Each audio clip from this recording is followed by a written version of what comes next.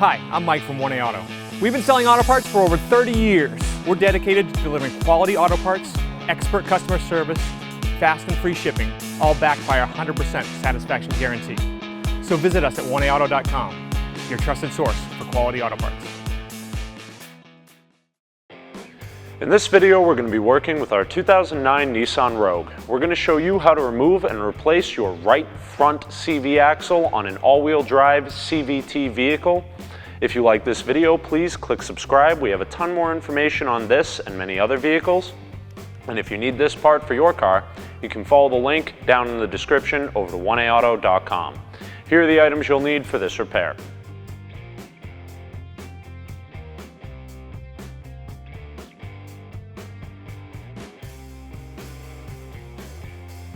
Crack all of your lug nuts loose with a 21mm socket and a breaker bar.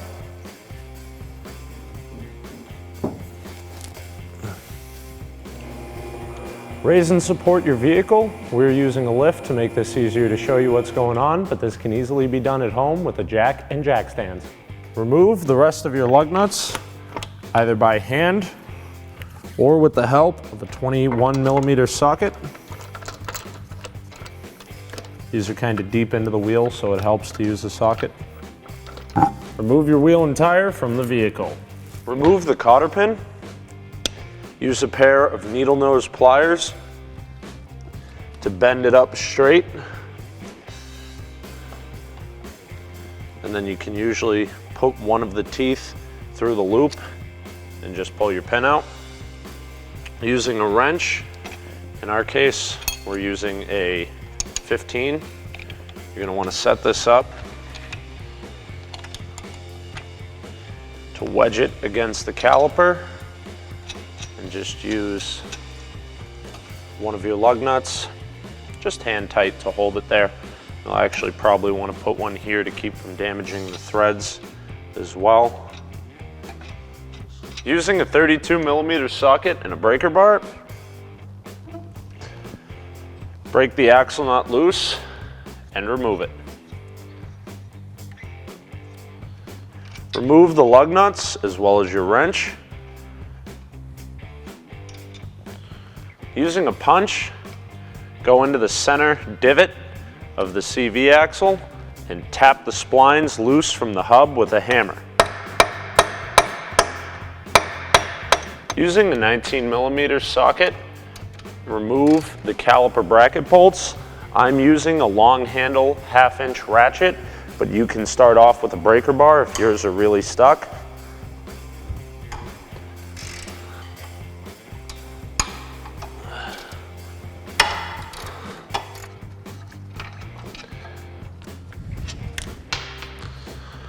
Once you have the bracket removed, secure it out of the way with a bungee cord, mechanics wire, or some zip ties.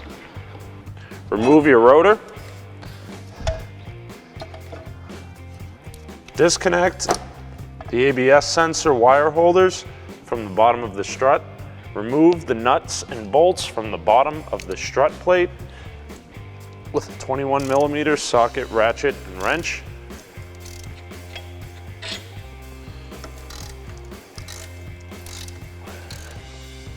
When removing the second bolt, you'll likely have to wiggle the spindle in and out from the hub just to get some room to free up that bolt. You should then be able to pull the spindle out and forward, which will give you enough room to remove your CV axle.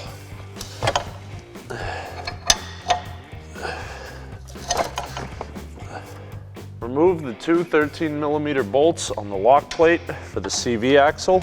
We'll do this with a 13mm socket, ratchet, and a long extension.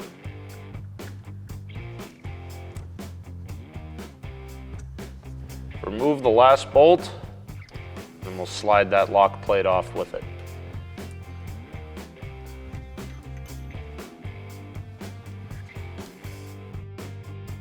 Put a striking bar or a long punch onto the front edge of the bearing on the engine side of the CV axle support bracket, and you've got to just hit it pretty good with a big hammer and knock it out of its holder. That'll also pop out the joint on this side. Be sure to have a drain bucket placed under your vehicle before you start removing the CV axle. You can now remove the CV axle from the vehicle.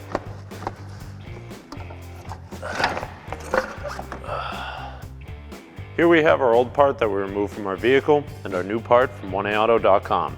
As you can see, these parts are exactly the same, with the same splines and threads, same joints and boots, same shaft size. We have the same center support bearing here, as well as the same splines on the opposite end, and the dust shield. The old one gets damaged pretty well on the way out, but that's part of the reason we're replacing it. That and this boot is completely torn. Now you can change the boots individually, but it's a lot of work, and for the cost of the parts plus your time, it's generally easier to just install a new CV axle assembly. So if your vehicle has torn boots, is clicking or binding when turning, this new part from 1A Auto is going to go in direct fit just like your original equipment and fix you upright. Reinstall the CV axle into the vehicle. Want to make sure you go through the center support bearing hole as well as the second opening for the axle. You'll then want to line up the splines.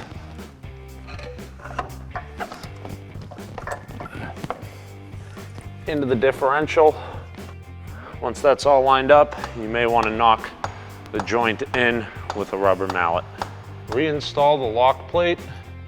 Reinstall and tighten the two 13mm bolts on the lock plate with a 13mm socket, ratchet, and a long extension. Now these are only going into aluminum, so don't crank them down, just get them snug. And reinstall the splines of the CV axle into the hub. And install the new nut, just a couple of threads to help keep everything in place. Reinstall the spindle into the strut. You're going to need to work that around a little to get everything to line up. You'll want to do one bolt first. Usually the bottom is easiest. And then you should just be able to wiggle it nice and easy and get the top in.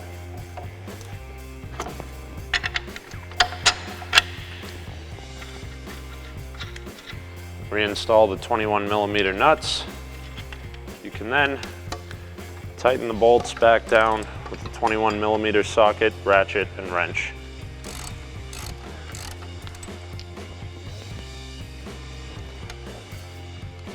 Reinstall the ABS sensor holders.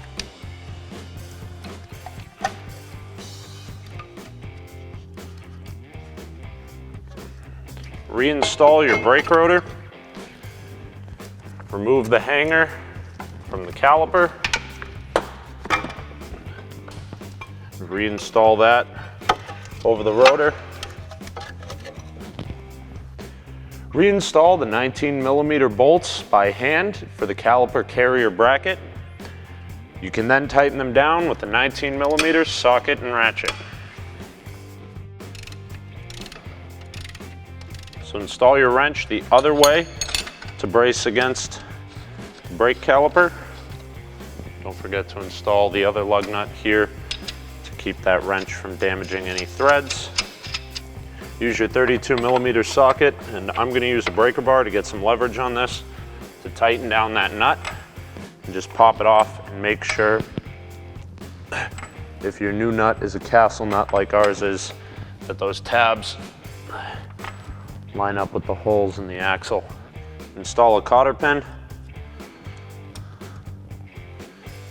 bend it over, then remove the lug nuts and wrenches. Reinstall your wheel and tire,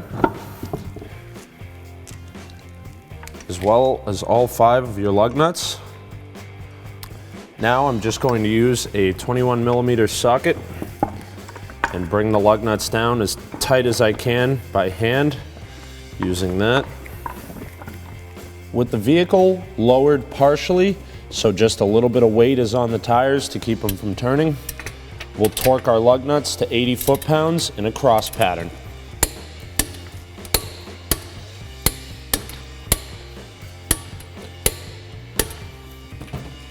Now, if you lost some fluid like we did, you'll want to top it off here.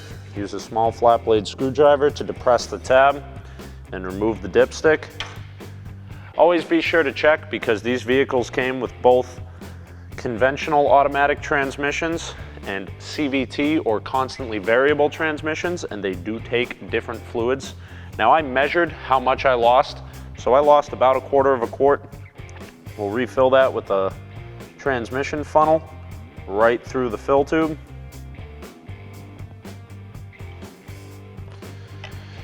And then you'll want to check it with the same dipstick with the vehicle running in park and at operating temperature.